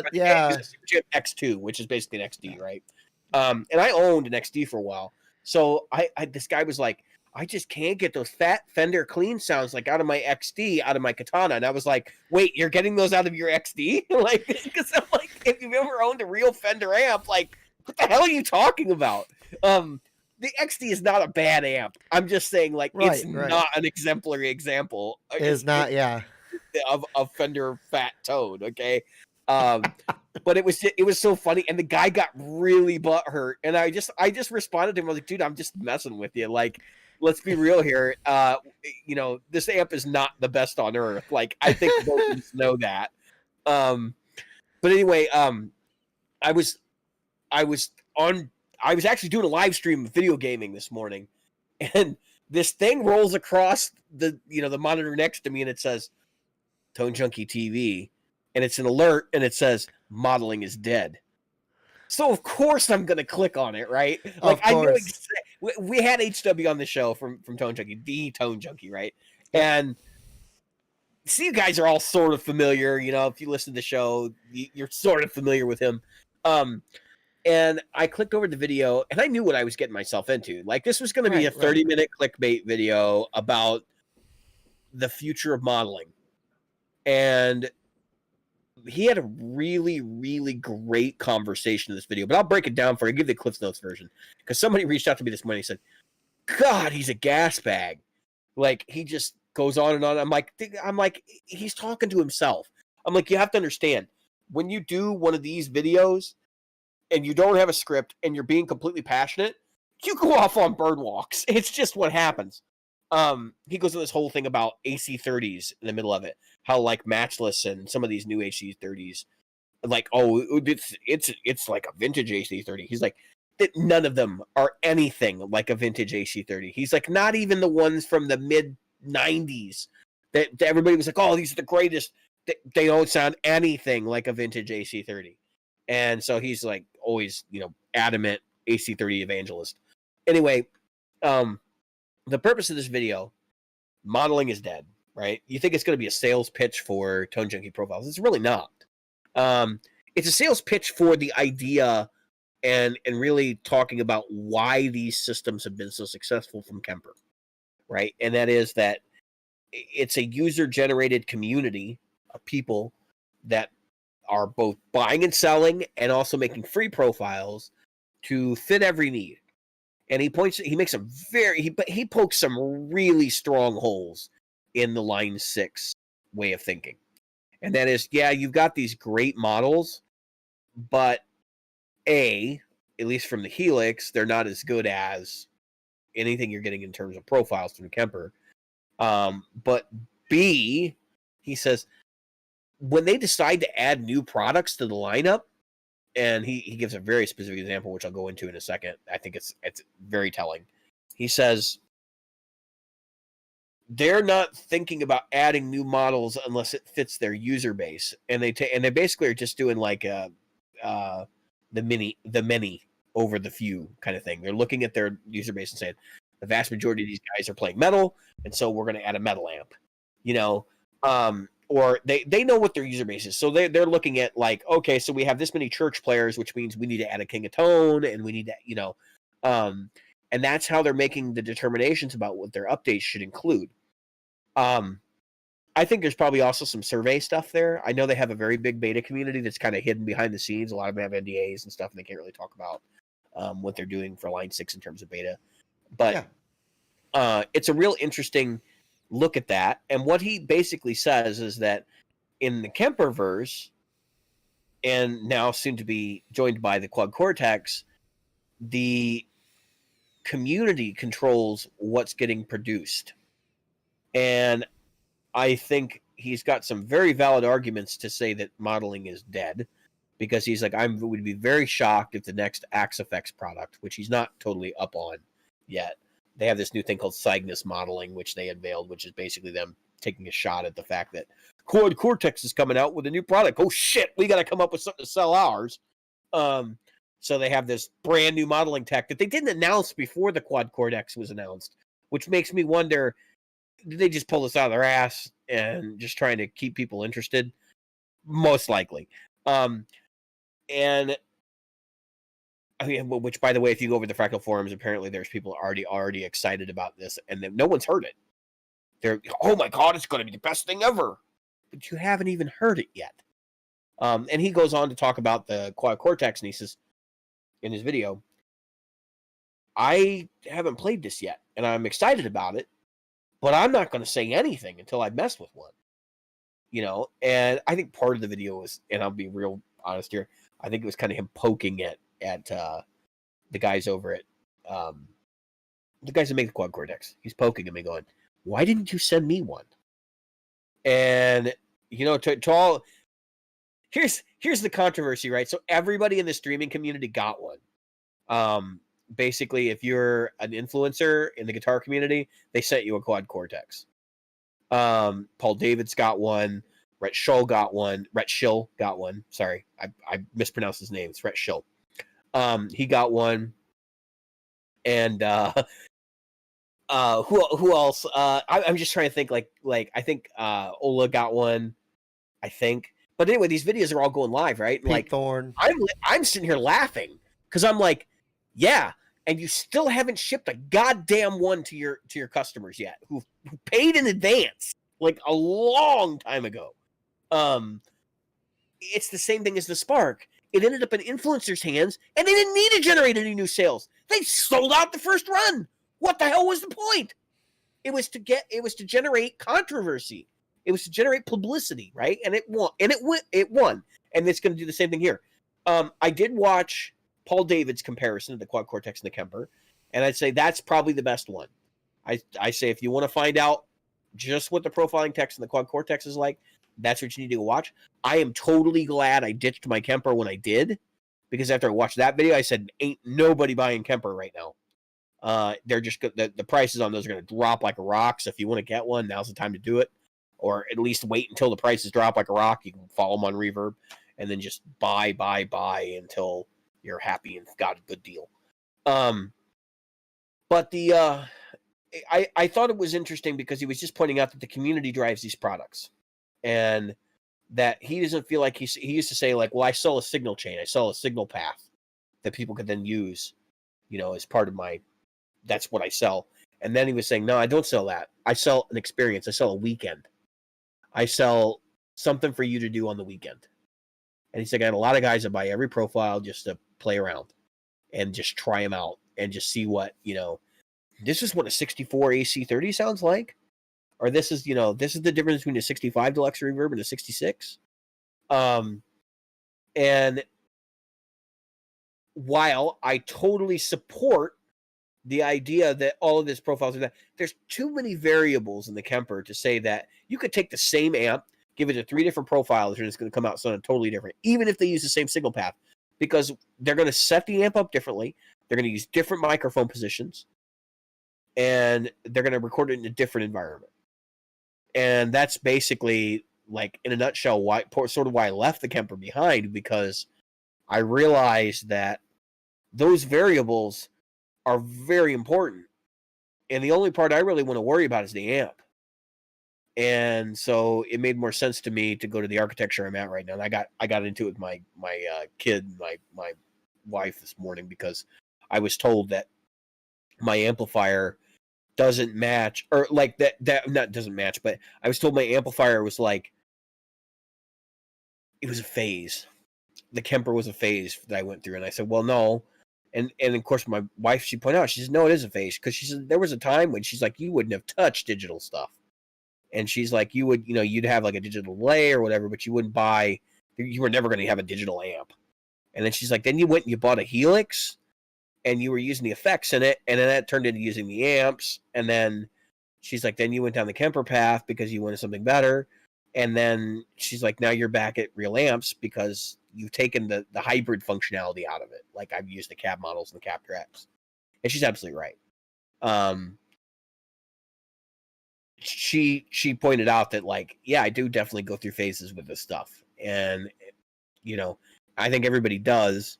I think right now I'm a lot happier than where I was. I haven't longed for, like, oh gosh, I haven't even gone to the Two Notes site since I bought my Torpedo and bought cabs. I bought the Lone Star cab that I actually used. These two are Lone Stars. And then that was it. I haven't even thought about it. Somebody sent me that the Mesa cabs were all on sale, and I was like, eh. And then I kind of went, I don't really want to spend $150 on this. I'm happy with the one cabinet I use in the captor. Just don't care. So anyway, long story short, this video is great. Modeling is dead. I completely support what he's saying. I don't think modeling is dead in the short term. He even mentions he thinks the next Helix is probably still going to be a modeler, but not the Helix, the Helix. And then he was saying like Kemper 2 is probably right around the corner, which he's probably right. They've been hinting that they've got something over in the Kemper group for a while, but they have not made any official announcements. And I think that's because Kemper likes to make the announcement when things are shipping. So maybe they're in production, or maybe they're still in beta and they haven't pushed this out yet. It'll be a big deal when it happens. I was talking to Jeff today, and he's the digital modeling component or proponent, and he doesn't think they're better than tube amps. Like let's make that real clear. He's got a Badlander on order, which should arrive at the same time that my Fillmore shows up, and he's like I say, he's a big proponent of that, and he's kind of like, we've had conversations, and I basically told him this. I said, I really thought the next generation, like the quad cortex generation, was going to be the generation where people were like, okay, I will, for 95% of my needs, ditch my tube amps and maybe go to an all-inclusive platform and maybe play in a quiet stage or a silent stage, depending on how it works out. I'll be completely honest with you. The sound clips I've heard of the quad cortex, I don't think that's going to happen. I think we've got another probably 2 generations of this technology to iterate through before people are like, yeah, it's not enough of a compromise, and I'm not going to do it. Whereas right now, I feel like it's still enough of a compromise that for the diehards like me, it's a tough sell. And I think that's sort of where Tone Junkie, like, he's making an assumption that most guitarists are willing to make the leap to a Kemper right now. I don't think the Kemper sales are anywhere near the levels to sustain, like, oh yeah, the whole market is moving in that direction. I think the Helix is probably, the Helix, at some point we heard numbers, and it was like 30,000 units sold, and I'm sure there are 80 or 90,000 units at this point with the HX Stomp, maybe even more than 100,000 units. And they're using conventional modeling tech. The Axe FX uses conventional modeling tech, and it does have tone match in it, but it's basically pick the right model and cabinet for getting as close to the sound as possible. It uses some sort of algorithm to determine that. And I think ultimately, I don't know how long Axe FX can continue to hold on. I do know their tech is really good. Like the FM3 that I played was the only competitor to the Kemper as far as I'm concerned in terms of feel and tone. But it's still like, you're still pushing, a cabinet modeled output to a wedge on stage and pretending that's your real amp. And there is something to be said about the way that your real amp interacts with your guitar and the levels of sensitivity not being like stair steps. When you play through a tube amp, it's not stair steps. It's a smooth surface. In terms of how it treats the signal. And as good as this stuff is, it's still not good enough yet. We're not quite there yet. We're getting there. We're damn close.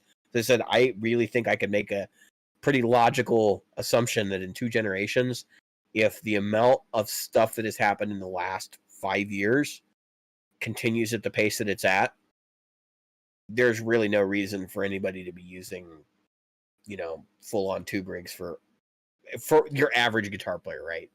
If you're like me and you only really use a couple sounds anyway, you'll probably still stick to your amps, but you're going to be to a point at that time where, like, if you've got 4 different gigs you play in, you're going to want something like that where you can just program it and have one. I'm envious. Like, honestly, as I told my wife today, I said I would love if I could be that guy with an Axe FX in a rack, and that's the only amplification emulation thing that I use, right? Like I don't even own an amp. Like I just have my guitar and then an Axe FX or Kemper or whatever. I am not that guy. It's never gonna happen. I mean, I've tried it multiple times in my life. I've been playing for 20 years, and I had to admit defeat. You know, so when I heard him saying modeling is dead, it was interesting because I'm like, well, I could see how people would get behind a user community based platform, but I still think that the hurdles with profiling is the controls and being able to model the actual controls on an amplifier, which you could do, right? You put in, like, let's say you pull up new profile, and then it asks you, like, what does your tone stack look like? Bass treble, bass middle treble presence, bass middle treble, tone, right? And then what you do is it would have to do combinations of, and so like you model it with the drive, the drive where you want it or whatever, or you could do it at 0 and upload it to 100 so it could measure what happens. Maybe you have to do 0, 10, and 100, or 0, 5 and 100, halfway up and 100, so it could get a full idea of like that curvature. And then you would do like bass and treble controls at 0, bass, middle, treble, everything at 0, and then you turn up the bass control to 10, and then it models that, and then you turn up the middle control to 10, and it models that, and then the treble control to 10 models that, and then it says, okay, so that aside, now we want you to take the bass and treble controls, turn them to 10 to see what the interactivity level is, and then we want you to take the bass and middle control, turn those to 10, and then the middle and treble control, because it's only a finite amount of controls, so it's possible. But here's the real problem with this, right? It's a back-end solution, and people think that, like, oh my God, doing a profile with a Kemper is hard. I saw somebody say, Paul Davids actually said it in his video, when I make a profile with the Kemper, it takes time. I have to put my microphone, I'm trying to do my impression of him, it's really bad. You have to put your microphones in the room and get your amp in there and, do this whole thing. And he actually shows making the profiles. And it was funny because he gave points to the Quad Cortex because the profiling was easier. But I'm like, dude, it takes like 2 minutes total for both systems. Like, it's ridiculous. It's so fast, it's absurd. And it's like, what if if it takes you 15 minutes to make a profile instead of 2? But then again, Jim, our conversation from earlier, some people just want it easy. They want it simple, right? So I think, maybe a legacy mode for these devices where you could do it the old way. But I honestly think that is the future of this stuff. I think he hit the nail on the head. I think modeling, conventional, like physical modeling, as Yamaha calls it, physical modeling is gone. I think in the long term, this stuff is getting so good for just being a facsimile of guitar in, signal out. There's no point to continue with the other side of the industry, and I think they're all going to be racing to catch up. I just don't see. All right. I don't see a bunch of people modeling their stuff. What I see is, like you said, I see, all right, I want to buy 25 decent models. I don't want to spend my time modeling jack shit. I just want you to hand me a JCM 800 into a 4x12 AB cab. I want you to hand me, with the bottom right speaker mic that's 6 inches off the cone, and so on and so forth. And what he says is, you will never get that from Line 6. You will never get that from Fractal.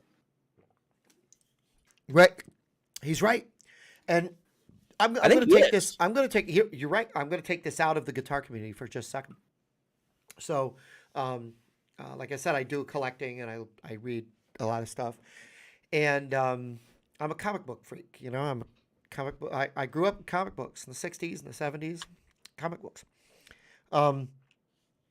and geez, right up in the '90s. Now my kid collects them, and he has my own collection.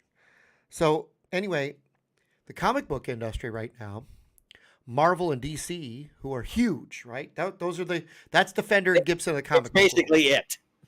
I mean, there's like a couple of other small companies, but it's basically them. Yeah, there's Image and then Dark Horse and stuff like that. But for the most part, that's your Fender and Gibson, you know? Right. Now, take that, all right, and you put the Marvel and stuff over here. Now, they're not selling that well, with the exception of your Batman. Okay, that's your Les Paul. Batman is your Les Paul, right? Oh, you're talking about DC, right? Right, for DC. Spider-Man is your Stratocaster. That's right. Yeah. Okay. You know, your SG is Superman or whatever. You know, so you got your 4 big titles for DC. That's Batman, Superman, you know, Wonder Woman and Flash. Yeah, Wonder Woman and Flash right now. And Flash used to not be. Yeah, Flash used to be kind of low key, but right. And then you go over to Marvel and you've got Spider-Man and you've got, you know, X-Men, of course. Right. And a couple other titles. And that's it. You know. Yeah. And so they're all mad because Keanu Reeves went over to Kickstarter and said, well, I'm going to kickstart a comic book based on this new character that is based on, loosely, what's the movie series where he's like a guy that his dog got killed or something? And about John Wick. John Wick. So it's kind of John Wick was already a graphic novel, I think. Yeah, it's John Wick-esque. It's not John Wick. If you look it up, you can find out what it's called. It's not John Wick, but it's John Wick-esque in that he's a butt kicking guy and he's very the enforcer type thing. So anyway, he kickstarts this and it sells over 600,000 copies in the first week, and it's pre-sold. So and they'll probably sell upwards of 700,000 copies. Now I watch another thing, Comicsgate group that has the Rainbow the Brute, and they do Cyberfrog, and stuff like that. Now those guys are doing great, and they're using Indiegogo. So this is the same thing. So they're crowdfunding the comics, which are selling upwards of $1 million in between their comics and their toys. They're selling close to $1 million. And this is just right. And it works because they know what the opinions of their readers are. That's how it happens. And that's right. And this is what money on it. That's right. And this is what I don't want to get in the politics of it because there are some politics behind it. Yeah, but all of these comic companies right now are playing more politics than they are actually selling books. Same with movies, same with TV shows. We could go on and on about all this stuff. So what's happened is they're listening to the audience. The audience is like, we just want compelling stories. We just want butt-kicking, stuff. We don't care what their politics are. We don't care what their sexual orientation are. We don't care about any of that stuff that the characters are. They can be anything you want them to be. Just give us a story that's interesting to read. And the problem is that Marvel and DC and everybody else is signaling, and they're saying, oh, you know what? We're going to make all these characters. And look, it is this. I don't know if you've seen, they're talking about changing James Kirk now.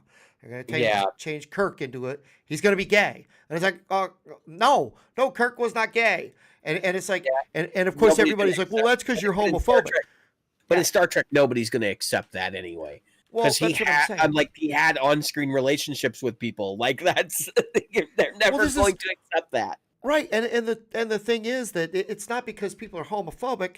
It's because that's not what that character was. If you want a gay character, introduce one. There's plenty of characters you can introduce. All right. I don't want to go too deep down this rabbit hole, but I have to make a comment about the Captain Kirk thing because that one just kills me. Yeah. You do realize that Star Trek is synonymous for being the show that breaks the boundaries of all that stuff. Yeah, absolutely. Gay characters in Star Wars or Star Trek before that's even a thing. Before it was cool. Long. Before that, you're talking about 1965, and you've got gay people running around on a TV series. Right. you had the original episode, or no, the original idea was that the captain would be female, right? Like that was Yes. one of the things they were tossing around, and then Yes. the network actually put a stop to that. That's right. So then they wanted to make the She wound up the same second, character wound up being she was the nurse. Plus she was the yeah, voice of the computer, by the way. That's the the same second, woman. right, the second in command wound up being, they wanted to make him black, which is the Yeah. original story, and this is not one that I've heard told a lot, but and the network was like no, so they're like, well, they did the next worst thing, because like Gene Roddenberry was kind of pissed at that point, and That's right. they made him a Jewish alien. I That's mean, right. Leonard Nimoy is And the voice of Star Trek for a reason. that's right. Uh, And they put Uhura. They were like, and here's Uhura, and she's going to be on the show so much you're going to see her in just about every bridge shot. yes, You're and going I to think see her that all the was time. totally We're going to shove it in your face. that was totally a big to CBS, but that is not this today, right? Right. So like now you're talking about retroactively changing something. It was already progressive for its time to begin with, Yeah. which makes it So kind of silly.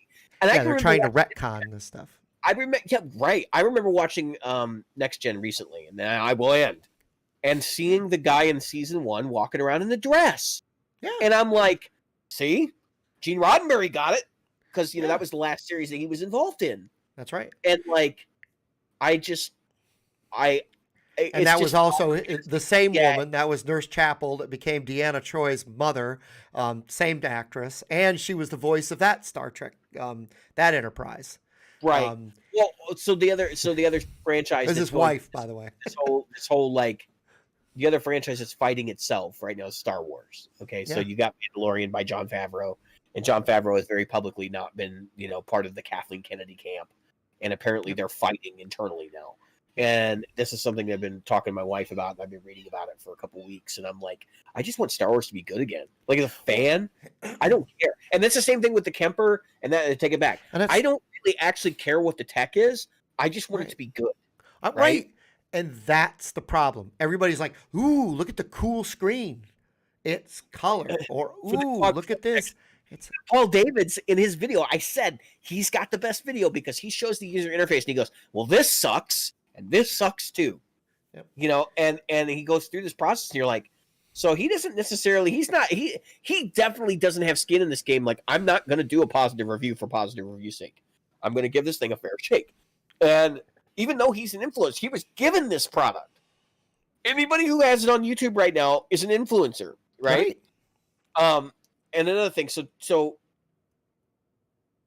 I made a comment in the group towards Robert Jackson, right, about influencers, because you guys were talking about Stevie T and somebody else, and Music is Win, and they posted that video, and I don't really want to go down the YouTube generation thing again because we've done that enough on the show, but anyway, if you're watching these guys on YouTube and they're like all positive about every product they get, and they're like being given the product, maybe you should stop and ask yourself whether you should trust their opinion.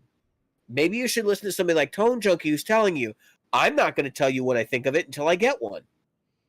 right. Because he's being brutally honest. I don't know what it's like. I've seen clips. They sound great in clips, but who the hell knows what it's going to be like when I get my hands on one, and he's made it very clear he is going to be doing profiles for the Quad Cortex. Well, that is going to be one of the things that he focuses on. yeah. I mean, it goes to anything these days. And it is that you've got to listen to your audience, and you got to, I call it reading the room, because I used to do comedy, and you've got to read the room. You've got to look out and say, is this funny? Am I getting a laugh? Because if I'm not doing my job. And when I was we playing, did an hour's worth of talking about cameras in this episode, we did a real good job of reading the room. Let me tell you. well, I think that I think more people are interested in that. I hope than, some people got some stuff out of that. Yeah. I hope people stay till the end. And it comes down to, like, when you're a musician and you go out and you start playing, and are people paying attention to you? If they're not paying attention to you, you're not doing it right. You're not reading the room. And it's just it's a simple thing, really, to look out at the faces that are out there and go, huh, am I reaching these people? Because you can be, I recently heard a story that I'd forgotten about when John Lennon met Yoko Ono. And she was a performance artist. And what she was doing was she gave everybody a pair of scissors in a room. And she was wearing a dress with nothing on underneath of it. And she said everybody gets a chance to cut a piece of the dress off. And so and John Lennon was given a pair of scissors. He didn't cut anything off. But it was all, he kind of, it was voyeurism, whatever. But the point is, she could read the room. Because everybody knows she's not musical. She's horrendous. It's hard to listen to. She made money off of the fact that she was married to John Lennon. That's a whole other. I could do a whole hour or two on her. Like, I don't think she's necessarily a bad person. I just think she's got some very screwed up ideas about how the way the world operates. I also think she's borderline. She's got some mental issues. Yeah. Well, she's been in and out of institutions her whole life, so right. But the fact is that she knew how to read a room. There are some incredible artists who are just messed up individuals, but they know how to read a room. And when they learned or forgot how, that's when things went south. But when it comes to, like you were saying, if you look at what happens with these products, this is why I did what was 2 weeks ago. We talked about stuff that does not excite me anymore. I could care less about another Super Strat. I could care less about another Les Paul style guitar. I could care less about another Stratocaster T style guitar. I just don't care. Oh, look, I found another under $200 guitar. Oh, let's unbox this another $200 guitar. And I'm like, oh my God, the world is the whole YouTube community is saturated with those because they're easy to do, they're cheap, and there's money behind them. And right now there's money behind them. And until they stop making money, and people stop watching them because they're boring, because there's 1,000 of them. No, never going to happen because there's TikTok of freaking guitar community stuff. It's not only that; it's people are always looking for vindication, and they want to know that what they have is approved. Yeah. And that's it's like Robert Jackson. Like, I want to be real clear. I wasn't calling Robert Jackson out in that post. That's part of the reason why I mentioned it. Robert Jackson is an influencer, right? But when an influencer gets to the point where they're being given free gear in exchange for the good review, like if they don't say something nice, they're not going to get good gear anymore. Right. Robert Jackson has made some pretty scathing comments about gear that he's reviewed before. Yeah, and I think Robert's been pretty forthcoming about, hey, this is a sponsored thing. This is what and the clickbait titles, like, that's a whole other thing. But when I saw Music Is Win reviewing a $75 guitar pick, it was like, wow, that was low hanging fruit. That sounds like a really good idea. Like that seems like you were just bored and didn't have anything else to do, so you're going to talk about a steel pick, Yeah, that was probably one of the worst that I've seen. Yeah, because he actually plays it up like, yeah, no, this is really exciting, and it's totally fake, disingenuous. You could tell throughout the video. And if it is a joke, like, you did a really bad job of a joke because it's not clear that it's a joke. Yeah, it's obvious that when a guitar pick comes in a nice velvet box, and you have a plastic folded thing that goes around the pick, it's obviously for display purposes. It's because you want to go, ooh, look, I've got, and it's sterling silver, so it has value. And so, oh, look, I've got a sterling silver guitar pick. Okay, I get that. You can go get a jeweler to put a little thing on it. You can put on a pendant, put whatever. Just realize that when you flake that sterling, when you flake that sterling off, you're flaking off money. It's like gold, right? So it's a piece of jewelry. It's not sterling silver, but yeah, I yeah. totally get that. And so if you look at this stuff and he plays it, I'm like, all right, come on. Why did you take it out and why did you play? Because you wanted it was clickbait. And it's all got to do with what did he do? He played a $5,000. He's like, oh, I got a $5,000 pedal or no $15,000 pedal or whatever. Obviously, it's a Klon Centaur, and then he goes, oh, look, there I got a Klon Centaur. Airs. And it's like, okay, all right, you do realize, Tyler, that most of your audience doesn't have the money for that. Which they have SD1 money. Yeah, the best you're going to get out of them is a Strymon Sunset. Okay, that's maybe. Yeah. I mean, I honestly have to check myself like a lot lately because I see things like Vemuram running around. Yeah. Have you looked at Vemuram before? Their pedals. So, like they make a pedal that's supposed to, I've heard is a clone of a Timmy, but it's called the Jan Ray. I don't think it's a clone of Timmy. Like based on what I've seen, it doesn't look like a clone, but it is, I believe, $500 for just a 4-knob overdrive. How much? $500. Oh, jeez. And there are people buying these things left and right. Well, now, do they sound any better? I have no idea. I have no frame of reference. But I can tell you, $500 for 4 knobs, you're getting sold a bill of goods here. All right. Well, I thought that about the Klon when it was new, and I was looking at them, and they were $350. And to be honest with you, that's kind of like looking at a $500 pedal now. All right, let me stop you there because the Klon at the time was like the only boutique overdrive. There was Keeley didn't even exist yet. Oh, I know. I mean, we're talking the early '90s. So looking at some now, that's the difference between Vemuram and this, right? So let's back up. When you're talking about the only other pedals are maybe the only other boutique company maybe being Way Huge, which was like also super limited run, low numbers, kind of expensive stuff. Like got into Tom Petty's hands and other people, and so kind of set up George Tripp's career. The Klon was so the whole goal of the creator. Bill Finnegan was the first professionally designed and built overdrive pedal that was like made for professional touring use. That was kind of his thought behind it. And the prices were $279 back in 1991, 1992 when they started. Yeah, but I'm talking about when I was looking at them when they was late 90s, early 2000s. Yeah, and they were like $279 up until they were discontinued. Yeah, that's what I'm saying. They were about $300. It just passed into, I believe in 2001, 2002, whatever, they were passing into the used category because didn't he stop making them by the time I looked at one, which would have been about that would have been way later than that. 2010. Make it. I can look that up.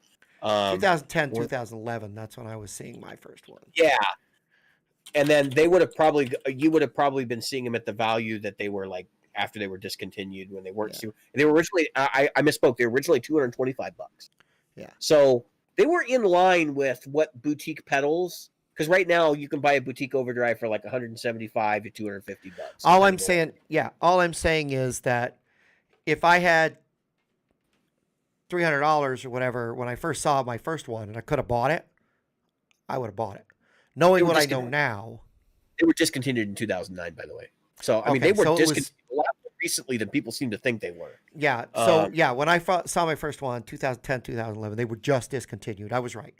So, and my buddy had and still has one, by the way. He still has that same one. Now, I don't know what year it was from, but I know he'd had it for a long while. But the fact is that what I'm saying is that when I saw the Centaur, and I saw it for $300-something, I was like, that seems like an awful lot of money. And I think it might have been 400, close to 400, when I first saw one that somebody was offering to sell to me, and I was like, well, that seems like a lot of money. I'd have bought it now if I'd have known that it was going to be a few $1,000s now. They're I think they're going for around $2,500 now. Yeah. Let's talk about the Klon, okay? I played a bunch of different clones, and they're all fairly similar. right? They're not super different, and there are a couple ones that are like totally off the beaten path. But the best one I played is the Good Time Music one, and that's made by, I know who makes it. I don't know if I should be saying who makes it. So I'm just gonna keep that under the rug. If you want a cool one, that's a cool one. I've heard that the Liar one is really good. Which has like a pyramid thing on it. It's a cool looking pedal.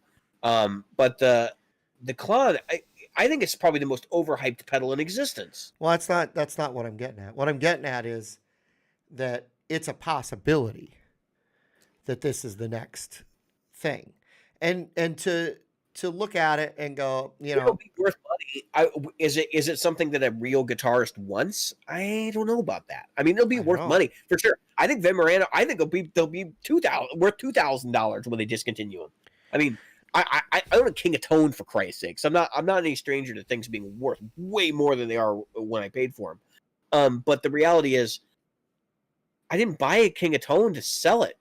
Like, I bought it to use it, and I think that's the vast majority of people. That's not what I'm getting at. What I'm getting at is we don't know. And so I wouldn't want to put that into any all I'm saying is I could care. What I was getting at is I don't care about all of these things. Another overdrive pedal. Oh, there's another transparent boost pedal. Here's another, delay. Here's another reverb. Here's another. I don't give a shit. I cannot give a shit about any of that stuff. Seriously, I can't. Can I make the point where I was headed with the Klon though? So in the Jan Ray, the Vin Morano Jan Ray. So what I was talking about when it's an overpriced pedal, it's got 4 knobs, right? So it's kind of like a Bad Monkey, probably somewhere in that regard. Like, it's got, extra tone controls. It probably has a unique circuit. Let's be real. It probably does something special. But I also own one of these, and this was $650. Now, here's what I want you to stop and think about.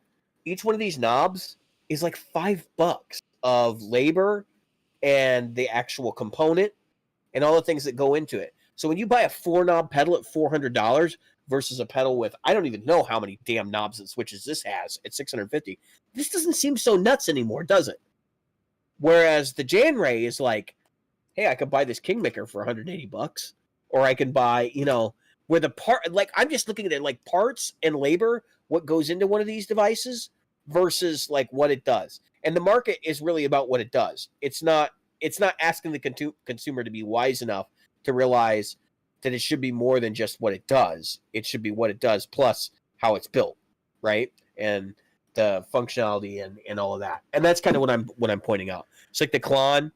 One of the things that people don't realize about the Klon and why it was so special when it came out was because it had its own custom housing. And that was done so that the pedal would be easy to step on. You wouldn't kick the knobs. They picked those knobs because they were very precise. And if you marked your locations on the pedal itself, you'd be able to spin exactly to where you want to go. And it would be very clear where you were at. When you use a line versus a pointer, the line is harder to get precise, whereas the pointer is obvious, right? It's a point. So that's kind of what there was a lot of thoughts given to that. All these boutique pedals, this is another gripe I have. All these boutique pedals with the super bright LEDs. I'm in a dark room, and I often play with the lights off here. If I'm in a dark room and I'm playing and I look down and I can't see what the damn labels on the knobs are, you did it wrong. Use a freaking red LED. That's why everyone uses them. That's why the Navy uses them. That's why the Air Force uses them. Because it's not going to blind you from actually reading the value. So please, don't make me put tape over your LED. Don't. I will. I've done it. I got Scotch tape. I'm gonna tape over them all. But it's just so stupid. So we can sell more because somebody puts a battery in it in the store and goes, I like blue. I have that problem with my Paisley Deluxe, by the way. When I turn the right side on, I can't fucking see any of the lettering because it's white lettering underneath a huge black light. You're like, what the hell? It's ridiculous. You can see it from space. It's red. Okay. Houston, we've got a bright light coming from Jim's house. I'm pretty sure he just turned on his Paisley Deluxe. Houston, we have a problem. I can't see any of them. And what's the other one? I think that's the only one. Seriously, that makes it difficult because they put the lettering. They literally put. You'd have to look at it. The light is so here's a chicken knob and here's a chicken knob, right? And then the light is right between them. So when you fire that light up, even in a brightly lit room, this room's got an overhead light and that light. And when I turn that thing on, I can't see. If you want one of these cool ultra bright colors, just put one of those little things that goes over the top of the LED on it inside the pedal. Why in the hell can they not spend the extra 3 pennies to put one of those covers on? Like Fulltone does it. God forbid we talk about racist Fulltone. They do it. Brian Wampler, listen to us. That's the one thing I ask. All right, so I know we're long in the tooth on this episode for sure. So. Yeah, but this is what I was saying about the pedal companies is, and the guitar companies. Read the room. Yeah, I mean, stop it. Yes, people are all excited. These guys, you know what they did read the room about? They read the room and said, okay, you know what? People just want a standard Les Paul, make a standard Les Paul. They have not in 3 years. They want quality. Yep. 3 years. They're going to try hard. They're working harder, and they're not changing the Les Paul. They're not changing the SG. That thing has stayed the same. The 335, you've got the 335, the 345, and the 355. They're reading the room. They're saying, okay, that's it. And not making those changes. There are ones you can get, but that's not the change that they're going to make. They said that's what people want from us. They want the quality instrument, and they want it done right. And the more of them we make at that quality, the less we have to learn how to make the same damn guitar over and over. I mean, I don't want to get back to what we talked about in the other episode, but I think ultimately that's where we're headed. I think they've already made the changes to the model lines. Now they just need to fix how they're doing their fretboards. Because I've seen, you're not the only one that showed me pictures of fretboards where the binding is like got machine marks in it, and that the fretboard itself has lines in it in some of them, where it's like, what the hell? They have these horizontal lines where somebody hit it with a file or something while they were working on it, and they didn't bother to steel wool it out or anything. Tooling mark. It's like, you let that come out of the factory that way? Robert Baker had one, and he did a review of it. It was an SG. And it had streaks in the damn fretboard where they. I saw his. Something. Read my comment on his. I saw it. I wrote a comment on his. This is we could go more in depth next time because we're over 2 hours. So I'll just end it with this. I'll just end it with this. If I want precision, I'll look for something made by a machine. I realize that human beings are going to leave little things. They're very small. And they're still hard to see, and you don't feel them. Now that said, some people have a different expectation than others. But I think that's a good topic for next episode. Let's talk about making things by machine versus by hand. Because there are some there is some really, really great stuff that are made by machines that have absolutely no flaws in them. Well, I just think that people don't realize how much of a machine-made guitar is actually still made by hand. Yeah. Well, and that's something we should talk about too, because there are things you cannot do with just a machine. There's no question about it. I'm just saying, Jim. I would love. I don't know what brand you're going to bring to the table, and I don't want to hear about it because I want to have the honest conversation on the show. But I don't know of a single brand that makes the guitar from nuts to finished product all out of a machine process. So that would be interesting to there's a lot of processes that happen by hand that we'll talk more about it because there's some stuff you've got to be able to say, okay, you know what, that's because a human being was there, and we're gonna have to. Either you accept it or you don't like it. And if you don't like it, it's just like anything else. If you don't like New Balance, you can always buy Nike. If you don't like Nike, you can buy Adidas. If you don't like Adidas, the only thing that I wanted to say about your reaction to Robert Baker's video though is like, I totally get where you're coming from. Like, yeah, it's just a mark that a human was there. But I also think that the quality control process should have prevented that from happening. That should not have gone out the door that way. And I've I seen don't. other guitars like it since then. So Yeah. No, if I you go don't. look I on, don't. yeah. I So think that's a mark of the process. But anyway, L- so link to we're at two. link the video in the comments for this episode so that people can go watch it because I think it's worth exploring. So Yeah. all right. It's 2:04, so we're gonna call it. Yep. I've been Jim. I've been David. This has been the Practical Guitarist. Let's cue the music. Oops, not that.